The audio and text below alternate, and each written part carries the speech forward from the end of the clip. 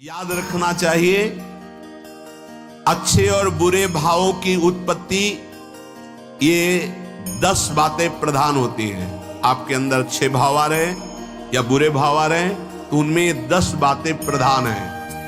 पहला, स्थान। आप कहां बैठे हैं, कहां रह रहे हैं, किस जगह खड़े हैं, आपको स्थान देख करके ही बर्ताव में उतरना है। जैसे मंदिरालय है, आप वहां खड़े होंगे तो तमोगुण अपने आप बढ़ने लगेगा, आसुरी प्रवृत्ति बढ़ने लगेगी। ऐसे ऐसे जिस स्थान पर खड़े होने से, देखने से, बात करने से हमारी वृत्ति बिगड़ रही, उस स्थान का तत्काल त्याग कर देना चाहिए, वहां से हट जाना चाहिए। पहला है स्थान।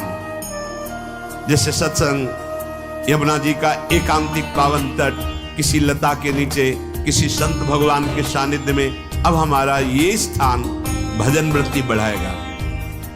उस व्यक्ति का घर जिसके पास जाने से वासनाएं बढ़ रही, उस स्थान में जहां दृश्य देखने से हमारे अंदर गंदी बातें आ रही, पहला है स्थान।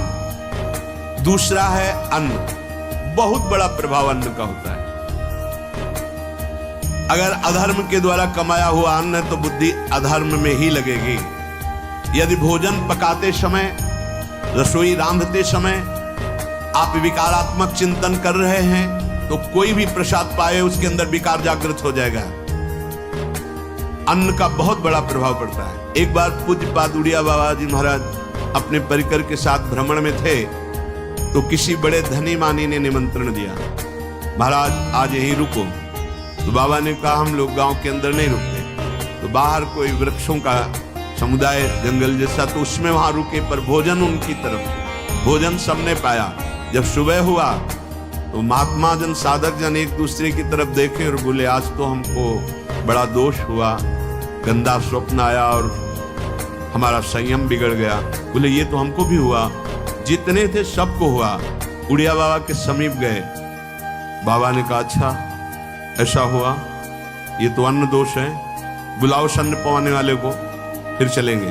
बुलाया और बाबा ने कहा बिल्कुल सत्य बोलना, नहीं तो आप जानते हो इतने महात्माओं के संयम को आपने भ्रष्ट कर दिया, सत्य बोलना क्या बात थी। उनका महाराज संतान नहीं हो रही थी, सुना था आप बहुत सिद्ध महापुरुष हैं तो आपके परिकर को इसीलिए पवाया, अंदर काम भाव था, हमारे कामना थी कि संतान उत्पन्न हो, वैसे चिंतन करते हुए बनाया ऐसे। बोले सबका संयम नष्ट कर दिया। होश में नरक जाने वाली बात मत सोचो, अरे संतों को पवाओ जैसे अपने पुत्र को पवाते हैं, ऐसी भावना करनी चाहिए। आज हो भाग्य तो परिणाम खुद मंगल में निकलेगा। काम भाव से युक्त होकर क्यों बनाया, सब संतों के अंदर विकार पैदा कर दिया। अन्न का प्रभाव पड़ता है, हम जैसा अन्न पाते हैं वैसा। कई बार सुनाया है, सिद्ध महापुरुष पूज्य प्रातः स्मरण श्री बलराम दास जी महाराज झाड़ू मंडल, यमुना के पावन तट पर ही है, रास मंडल के पास ही, वो अपने एक लता के नीचे बैठे हुए भगवत चिंतन कर रहे थे। अचानक यमुना जिस नजदीक है तो कोई माई स्नान किए हुए निकली तो नेत्रों ने देखा और विकार उत्पन्न हो गए। वयोवृद्ध सिद्ध महापुरुष, उन्होंने कहा आप तो इस शरीर को नष्ट कर दूंगा। शिष्यों ने कहा महाराज ऐसा क्यों? बोले किसी माता के शरीर को देखकर हमारे अंदर विकार क्यों आ गया? ऐसा नहीं, आज तक कभी नहीं हुआ, ऐसा क्यों हुआ? उनका महाराज आपस में सब शिष्यों ने कि कुछ न कुछ तो खान पान में गड़बड़ी हो गई तभी ऐसा हुआ।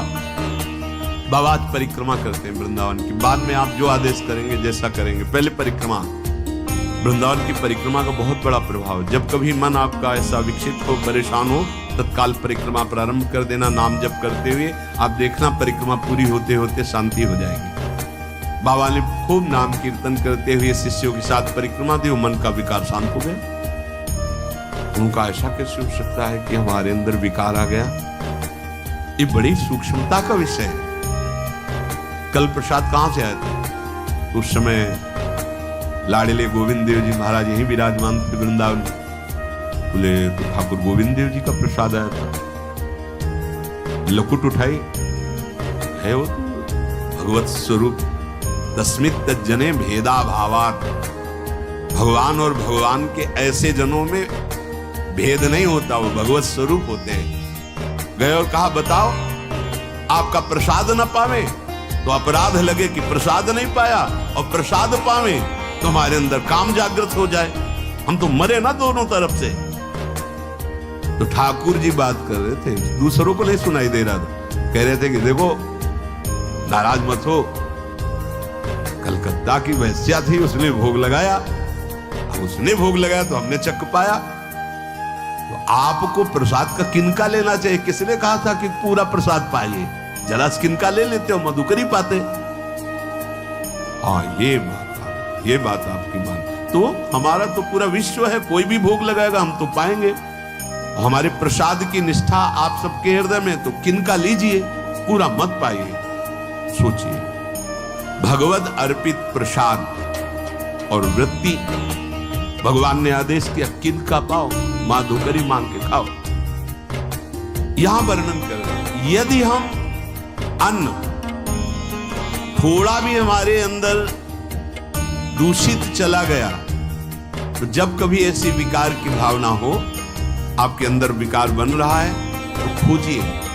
आपने कोई दृश्य देखा है, आपने किसी से बात की है, आपने कोई ऐसा संकल्प बनाया नहीं, तो फिर भोजन दोष आ गया। अब आज उपवास कर लो, जब तक वो वृत्ति न नष्ट हो तब तक कुछ मत पाना, जल से काम चलाना। तो एक दिन एक पहर अपने आप शांत हो जाएगा। अगर बहुत विकलता हो रही तो नाम कीर्तन शुरू कर दो, भोजन मत पाना, नाम कीर्तन शुरू, बिल्कुल शांति मिल जाएगी, बिल्कुल। और ये तो उदाहरण महापुरुष इसलिए देते कि हम सावधान रहें। हमारे अच्छे भाव या बुरे भाव में ये 10 बातें बहुत प्रभाव डालती हैं। पहला स्थान, दूसरा अन्न, और तीसरा जल। पानी भी बहुत संभाल के नहीं। आजकल तो देखो प्रायः ऐसे दांत से प्लास्टिक नोचेंगे, ऐसे पानी पिएंगे, कब भरी गई, कहां भरी गई, कैसा पानी। बड़ा देखो कैसा हमारे भजन साधन के लिए विक्षेप पैदा होता चला जा रहा है। पहले सुंदर सरोवरों का जल, मतलब 15 वर्ष तो गंगा जल ही केवल पिया है, जो आकाशवृत्ति से मिला नहीं, गंगा जल ही पिया है। कुआं का जल, फिर आया हैंडपैप का जल, अपवित्र होने लगा। हैंडपैप में जो वाशर, अगर वो कहीं चमड़े का पड़ा हुआ है तो अपवित्र जल हो गया। अब हैंडपैप का भी अंतर ध्यान स्वरूप हो गया, अब तो नहीं दिखाई देता। अब रह गया है मोटर से निकले और फिल्टर में जाए, वो मशीन जो फिल्टर करती पानी को, आरओ, उससे। अब वो जिनके पास है तो है, नहीं तो परिक्रमा लगाया हो, आपको पानी पीने को नहीं मिलेगा। देखो कैसा समय है। भोजन, पहले कोई दगाबाजी भोजन में तो नहीं करता था। गांव में जब जिसके यहाँ दूध बेचा जाता था ना, उसको बहुत लघु दृष्टि से देखा है, गाय माए एक बराबर होती है, ये दूध बेचता है। 10-5 किलो मठा तो आप ऐसे मांग के ले सकते थे, अगर अड़ोस पड़ोस में वो मठा मिल जाएगा। जब कोई उत्सव होता, फ्री दूध 100-200 500 किलो पूरे गांव के सब दे देते, कोई ऐसे बेचता था। अब दूध नहीं, जब बूढ़े लोग बैठते थे कहते थे पानी बिकेगा आगे चल के।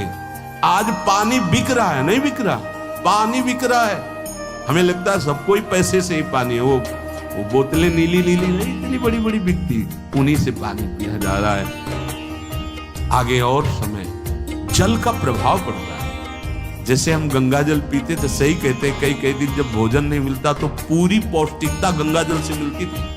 गंगा माता के जल से ऐसा लगता था मानो हम परम पावन अमृत पान कर रहे हैं, सारी पौष्टिकता मिलती थी। कुएं का जल अपने आप में पौष्टिकता से युक्त होता, जो हमें चाहिए। आज देखो जल की समस्या हो गई, पवित्र जल पीने के लिए हम तरस, कहाँ हो जल, कैसे मिलेगा जल? या तो आप पैसे वाले हो तो आप खरीद करके पीजिए, नहीं तो अब वो जल नहीं है गया कि कुएं से निकाला पी लिया या सरोवर से पी लिया। कैसा दुर्भाग्य है। जल का बहुत बड़ा योग है साधना में। जैसे स्थान का तो परम पावन वृंदावन धाम, अन्न का, तो अब हम भगवत प्रसाद पाते हैं। जल का बहुत बड़ा योग है, आज दूषित होता चला जा रहा है, क्योंकि अब हाथ की बात नहीं रह गई है कि आप सुंदर कुआं से जल लें या सरोवर से जल लें या आप नदी से जल लें। हाँ, स्वामी जी के लिए लिखा हुआ है कि रोज यमुना स्नान और रोज यमुना जल ही पान। हमारे वृंदावन के समस्त भगवत स्वरूपों का स्नान यमुना जल से ही होता था, हो रहा है और होता ही रहेगा। बिहारी जी के लिए आज भी कलश में भरकर यमुना जल ही जाता है। वो कपड़ा से ऐसे ढक के, जब हम 2 बजे परिक्रमा देते थे तो एक महाभागवत है, वो किसी को छूते नहीं, दूर से कह रहे छूना मत, बिहारी जी के लिए जल जा रहा है स्नान के लिए बिहारी जी। फिर चौथा है आपका परिकर, जहां पर रह रहे हैं वो समुदाय, चाहे परिवार हो या आप समुदाय, वो कैसा है, रजोगुणी है, तमोगुणी है, सतोगुणी है या त्रिगुणातीत भागवतिक है, उसका प्रभाव पड़ेगा। पांचवा है आपका पड़ोस, आसपास वाले घर, जैसा है वैसा प्रभाव पड़ेगा आपके ऊपर। पड़ोस निंदनीय है तो बंधन से युक्त होना पड़ेगा। लंका के पड़ोस में रहने के कारण अगाध महिमा वाले समुद्र को बांध दिया गया, रघुनाथ जी ने पुल बांधा और दंड देने के लिए तैयार हो गए थे सरकार, अग्निबाण संधान कर लिया था, पड़ोस के कारण ही तो ना, पड़ोसी रावण था। इसीलिए आस पड़ोस का बड़ा प्रभाव पड़ता है। फिर अगला है दृश्य, इस पे बहुत सावधानी की जरूरत है। ये मोबाइल भगवान चल गए हैं, बहुत विस्तार से चल गए हैं, अब कोई छोटा मोबाइल रखना नहीं चाहता, सब वो स्क्रीन वाला रखना चाहते, टच मोबाइल। दृश्य से बचो, बच्चों, जवानों, बूढ़ों, सबकी वृत्ति जो माया आकर्षित करती, जो दृश्य हम देखने के लिए अंदर से उल्लसित है, वो मोबाइल में सब है, चाहे भागवती और चाहे सांसारिक। तो भाई देख लो, गुण दोष में संसार है, अगर आप दोष ग्रहण करना चाहते तो दोष ले लो, गुण तो गुण। बहुत बहुत खतरनाक विषय है और बहुत लाभदायक विषय है। किसी संत की वाणी एक बार समझ में नहीं आई, अगर हम 10 बार सुने तो समझ में आ जाएगी, ये लाभदायक है। कभी कोई किसी से बात करनी, पहले तो पोस्ट कार्ड चलते थे, एक कार्ड, वो 15 पैसे का इतना बड़ा वाला आता था, 25 पैसे का बंद वाला लिफाफे में आता था, नीले नीले कागज का 15 पैसे वाला कार्ड, उसमें चिट्ठी जाती थी महीनों में। कभी यहां 1 मिनट में अमेरिका से बात कर लो, कितनी बढ़िया बात हो गई। उसका दुरुपयोग ना करो। अब हमारी इतनी चंचल वृत्ति है कि दुरुपयोग करने के लिए उत्साह बढ़ जाता है। बोले अब सब काम हो गया है, अब एकांत सेवन कर रहे हैं, अंदर से सिटकिनी बंद और मोबाइल भगवान का संग शुरू। 2-4 मिनट सत्संग और अच्छे दृश्य देखे, फिर बगले में वहां सब होता है कि आप बस उसको ऑन कीजिए, फिर जो मनोरंजन शुरू होता है, फिर उपासक मिटिया मेट हो जाता है। ये बहुत सावधानी की बात है। वैसे हमें लगता है यदि आप कोई बड़े कार्य वाले ना हो तो छोटा मोबाइल रखे तो अच्छा रहता है। तो इसलिए ये एक ऐसा कलयुग भगवान ने रचा है कि बचा पाना बड़ा मुश्किल है। इससे वृत्ति को बचाओ, जो बचा ले गया वो आगे साधना कर सकता है। बहुत सावधान बच्चों। हमें लगता है यदि आपका मन चंचल हो, आपके शासन में ना हो, तो स्क्रीन वाला मोबाइल हो अपने माता पिता को दे देना चाहिए। और हम कहते हैं रखो, छोटा वाला रखो, कभी कोई आपत्ति विपत्ति या सूचना देनी हो, बढ़िया काम करता है। जरूरी नहीं है इतना बड़ा लेके चलना। हाँ, अगर आपको बहुत राजकीय विभाग के कार्य है तो बात अलग है कि कौन सी सामान कहाँ कैसे, तो वहां से वीडियो भेज रहा है, वो चेक कर रहा है, यस हाँ ठीक है अब चलाओ। अपने को क्या काम है? सत्संग अगर सुनना है तो सत्संग सुनने के अलग यंत्र आते हैं, चला दे उसमें, वो इतनी बड़ी लगती है उसमें चिप, पेन ड्राइव ऐसे लगा दो और सत्संग सुनो। जरूरी वो दृश्य वाला रखो।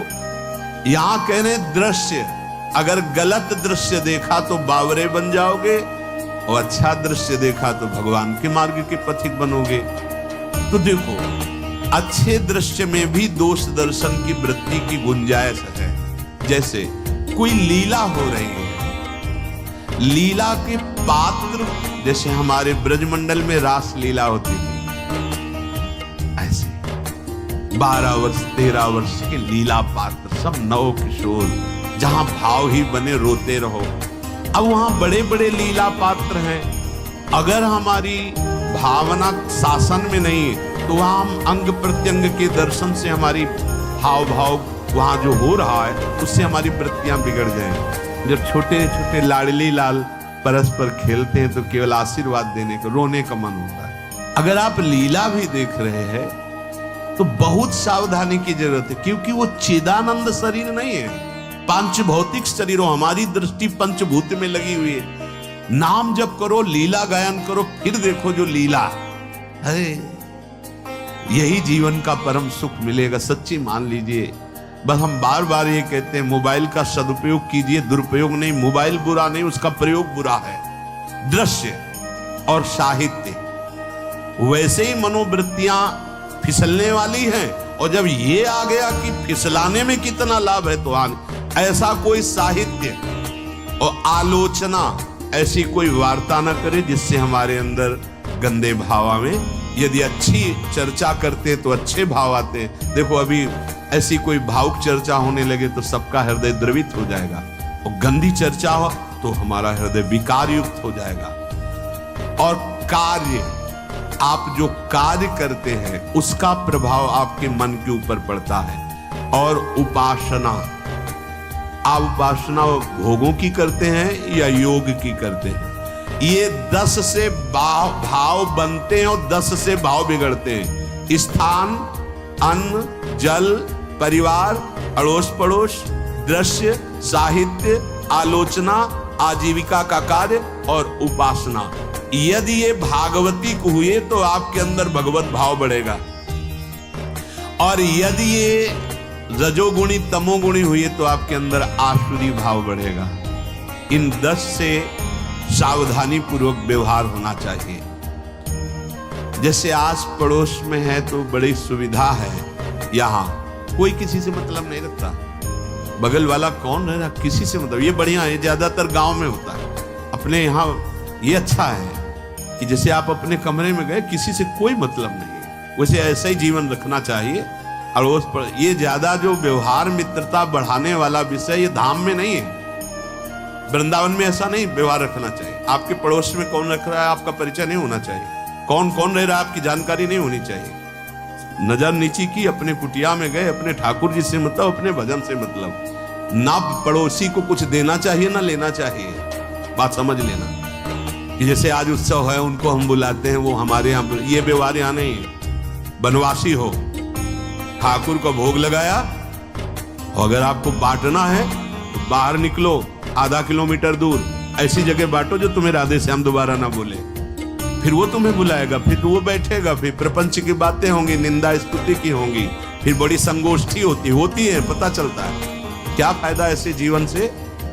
आप वनवासी हो, समय एकांत में दीजिए, अपनी कुटिया में बैठिए, नाम जप कीजिए, निकलिए, सत्संग सुनिए, ठाकुर दर्शन कीजिए, परिक्रमा कीजिए, फिर अपनी कुटिया में। ज्यादा व्यवहार में नहीं उतरना चाहिए, ये वनवास है, वृंदावनवास। सत्संग का सेवन, रजोगुण तमोगुण का त्याग, तो दुष्संग से आप बच जाएंगे। दुष्संग से बचने का मतलब है काम क्रोध मोह स्मृति भ्रंश बुद्धिनाश सर्वनाश कारणत्वात्। देवर्षि नारद जी के, अगर दुष्संग का त्याग हो गया तो आप काम का, क्रोध का, मोह का, जो हमारी भगवत स्मृति का नाश कर देते हैं, जो हमारी बुद्धि का नाश कर देते हैं, जो हमारे सर्वनाश करने वाले हैं, इनका त्याग कर पाएंगे। कुसंग अगर हो गया तो इनका त्याग नहीं हो सकता, बहुत कठिन हो जाता है। भगवत संबंधी तत्वबोध होना या भगवत रहस्य लीला में प्रवेश पाना, जो अपनी इंद्रियों को भोगों में तृप्ति कराने की कोशिश कर रहे हैं, उनका चिंतन भोगों का ही होगा। तो कैसे तत्वबोध होगा, कैसे लीला में प्रवेश होगा, तो ध्यान देना कैसे होगा है? क्योंकि जिस चित्त वृत्ति से भगवदाकार हमें वृत्ति करनी थी, वो तो हमने भोगों के चिंतन में लगा दी, भोग क्रियाओं में लगा दी। एक स्थिति होती है जब आपकी चित्त वृत्ति भगवदाकार हो गई है, तो व्यवहार में रहते हुए भी विषयान ग्रहणम तो मुंचन तो वाह, खान पान उठना बैठना है सब बाहरी क्रियाएं हो रही हैं, अंतर से वो अपने आराध्य देव में सदैव स्थित रहता है। उसका परिचय आपको जब ऐसे महापुरुष का सानिध्य मिलेगा, तो आप विषय सेवन करते हुए भी निर्विषय रहेंगे। आपके अंदर विषयों की प्रियता नहीं रह जाएगी, आपके अंदर एक प्रबल वैराग्य ऐसी धारणा बन जाएगी, कुछ नहीं, कोई भी तुम्हें प्रभावित नहीं कर सकता। यद्यपि खान पान हर्ष आदि की सब व्यवहारिक वृत्तियां हैं, पर उस महापुरुष का प्रभाव ऐसा होगा कि आपका हृदय निर्विकार हो जाएगा। और बहुत ही त्याग की सब बातें की जा रही, लेकिन हृदय भी सही है तो संग से विषय रंग बढ़ जाएगा। ये देखा, हृदय अगर निष्प्रिय है जिसका हम संग कह रहे हैं, तो उसका परिणाम निष्प्रिय निकलेगा। व्यवहार में कुछ भी हो, निष्प्रियता ही आपकी बढ़ेगी, निर्विकारता बढ़ेगी, क्योंकि उसकी स्थिति का संग हो रहा है, उसका प्रभाव पड़ रहा है। तो सर्वनाश की जड़ है विषय चिंतन। ये बहुत बड़ी बात है, विषय चिंतन सर्वनाश की जड़ है। यहां विषय भोग नहीं कहा, क्योंकि चिंतन का परिणाम भोग है।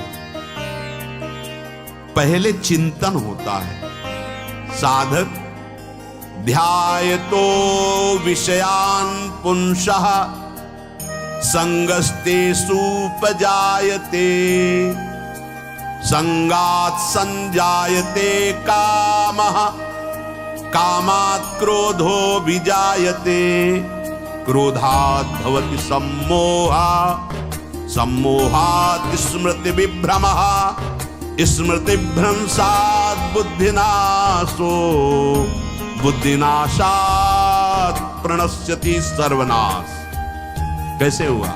ध्यायतो विषयान पुंसः, विषयों का चिंतन। इसीलिए अनन्यश्चिन्तयन्तु माम भगवान आदेश करते हैं। विषय चिंतन न होने पाए, बिना चिंतन किए आपको कोई भी सुख नहीं मिल सकता। आप देख लीजिए, जगत के किसी भी भोग का सुख नहीं मिल सकता। चिंतन से ही आपको सुख की अनुभूति हो रही है। अगर आप चिंतन ना करें तो आपको कोई सुख नहीं मिलता। आप चिंतन उसका घसीट लिया गया। अगर सुख होता तो भोग में मिल जाता, नहीं मिला। क्यों? कि बोले चिंतन नहीं।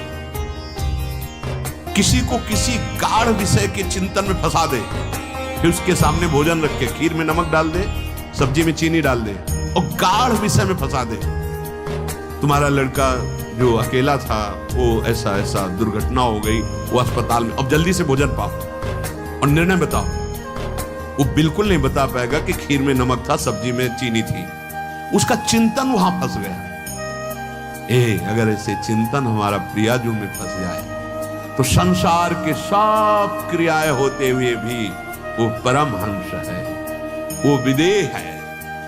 चिंतन, हम लोग चिंतन में चूक कर देते हैं तो फिर क्रियाओं में हमको बंधना पड़ता है। नहीं, सच्ची बात, कोई भी क्रिया उसे बांध नहीं सकती। तो क्या जिनका भगवत चिंतन होता है वो असत क्रियाएं भी करते हैं क्या? तो बोले जब चिंतन ही नहीं तो असत क्रियाएं कैसे हो सकती? पहले क्रिया के असत चिंतन होता है। आप देखना, कोई भी कार्य पहले चिंतन होता है, इसीलिए यहां कहें ध्यायतो विषयान पुंसा संगस्तेषु उपजायते। पहले सबसे पहले विषय का चिंतन होता है। अगर विषय का चिंतन ना होने पावे तो आपको कोई फंसा ही नहीं सकता भोग, कोई भी भोग नहीं फंसा सकता। जहां विषयों का चिंतन हुआ तो संग की प्राप्ति, विषय भोग की प्रबल इच्छा, प्रबल आसक्ति, और वो जो चिंतन हुआ था वही आपको सुख दे रहा है। वही, वहां सुख नहीं है, आपके चिंतन का वहां सुख। जैसा चिंतन, अगर आपका चिंतन विक्षिप्त कर दिया जाए, एकाग्र ना होने पाओ, तो किसी में आपको सुख नहीं मिलेगा पक्का।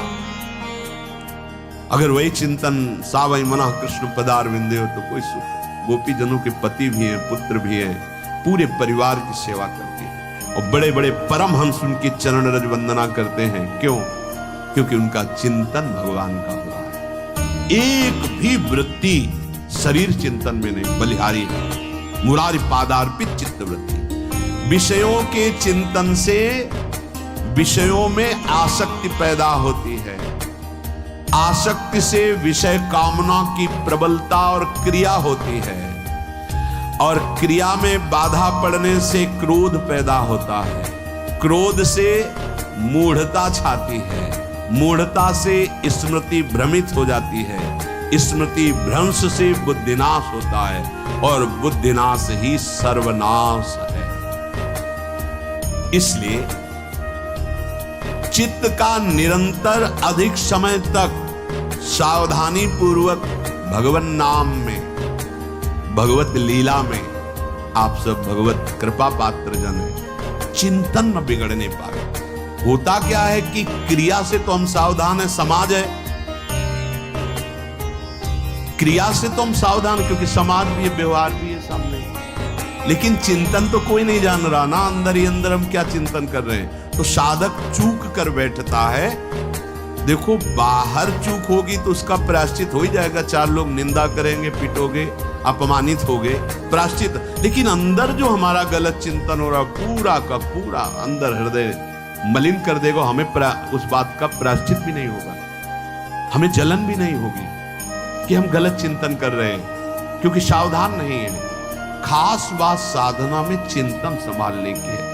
काम क्रोध मोह स्मृति भ्रंश बुद्धिनाश सर्वनाश कारणत्वात्, देवर्षि नारद जी कह रहे हैं। चित्त का जहां अधिक चिंतन होता है वही हमारी तन्मयता बन जाती है, वही हमारा स्वरूप होने लगता है। बोले बहुत कामी पुरुष है, बोले बहुत क्रोधी पुरुष है, बोले बहुत नीच पुरुष है, पूरा संबोधन होने लगा उसके लिए, क्योंकि वो उसी चिंतन से, वैसी क्रियाओं से, अरे तो बड़े भगत हैं, भगवान के स्वरूप है साक्षात। जो हम अधिक चिंतन करते हैं वही क्रियान्वित होता है, जो क्रिया होती, चिंतन होती, वैसे हमारा स्वरूप बन जाता है, वैसे हमारी स्थिति हो जाती है। सांसारिक विषयों और विषयी पुरुषों का शरीर संग, वाणी संग, मन के द्वारा संग, ये आपके अंदर विषय चिंतन बढ़ा देगा, विषय क्रियाओं में लगा देगा। इसलिए बहुत सावधान। विषय में कोई ताकत नहीं है, विषयासक्ति दुर्गति कर देती है। एक बार देवर्षि नारद जी जनक जी से कहा कि आप विदेह राज कैसे है, पत्नी भी है, परिवार भी है, वैभव भी है, वो आप एक राजा होते हुए विदेह राज। उनका आज विश्राम कीजिए, कल सुबह चर्चा करेंगे। तो रात्रि में अपने शयन गृह में देवर्षि नारद जी को शयन कराया और अपनी अर्धांगिनी से कहा कि आप जाकर शयन कीजिए। देवर्षि नारद जी जो आगे, अब वहां देवर्षि नारद जी के समीप जब नारद जी ने देखा कोई स्त्री तो शकील में और शकील, वो आज्ञा जैसी हुई थी। जब दीवाल मिली तो दीवाल की तरफ मुंह करके लेटे रहे। अर्धरात्रि में उठी और चली। देवर्षि नारद जी सुबह गए और कहा कि ये क्या मजाक था, यदि आपको ऐसा ही व्यवहार करना था तो आप हमसे कह देते तो हम बाहर जाकर शयन करते, आपने ऐसा क्यों किया? क्या हुआ महाराज? जब हम वहां शयन कर रहे थे, कुछ रात्रि व्यतीत होने पर आपकी अर्धांगिनी आई और लेट गई सैया पे। उनको पता नहीं कि एक देव ऋषि के साथ ऐसा व्यवहार नहीं कर। फिर क्या हुआ महाराज? फिर हम और खेलते गए, फिर दीवाल मिली तो उधर मुंह करके फिर सो गए। तो तुमने स्त्री को दीवाल नहीं समझा, दीवाल को दीवाल समझा। यही आप में और हम में फर्क है। आपके लिए जैसे दीवाल निश्चिंतता का कारण है, ऐसे ही हमारे लिए स्त्री होते हुए भी वो दीवाल की तरह ही है, किंचन मात्र विकार उत्पन्न नहीं कर सकती। यही अंतर है। इसी बात से हमको विदेहराज कहते हैं। ये स्थिति अब कह दे स्त्री शरीर और दीवाल में क्या ज्ञान की विशेषता? वो जड़ है और चैतन्य नहीं। ये शरीर भी जड़ है, चैतन्य आत्म तत्व है। पंचभूतों से दीवाल बनी है। अग्नि तत्व से ईंट पकाई गई है। पृथ्वी तत्व तो है ही, पृथ्वी तत्व में जल मिलाकर उसको आकार दिया गया है। वायु तत्व ने उसे सुखाया है, अग्नि तत्व ने पकाया है, और शब्द आकाश तत्व है। 5 भूतों से वो बना, 5 भूतों से बना है। सच्चा ज्ञान ये कि इसमें और दीवाल में कोई अंतर नहीं। चैतन्य घन आत्म तत्व के कारण ये चलता फिरता नजर आता है, और वो खड़ा स्थायी जड़ दिखाई दे रहा है। इसमें भी भगवान है, उसमें भी भगवान है। इसमें भी पंचभूत है, उसमें भी पंचभूत है। नरसिंह भगवान खंबे से प्रकट हुए थे, बस केवल अज्ञान के कारण जड़ चैतन्य का भेद है। तो आप ये जो हमारे अंदर भोगों की आसक्ति है, यही कामना प्रकट करते, यही पाप प्रकट करते, यही हृदय को मलिन कर। इसलिए हम अपने चिंतन को संभालें। चित्त चोर के चरणारविंद का चिंतन करें, निरंतर नाम जप करें, भगवद आश्रित रहें। प्रभु अपने भक्तों की रक्षा करते हैं, जैसे माँ अपने बच्चे की करो सदा तिनके रखवारी, जिम बालक राखे महतारी। राधा राधा राधा शेष जागे। श्री राधा वल्लभ लाल।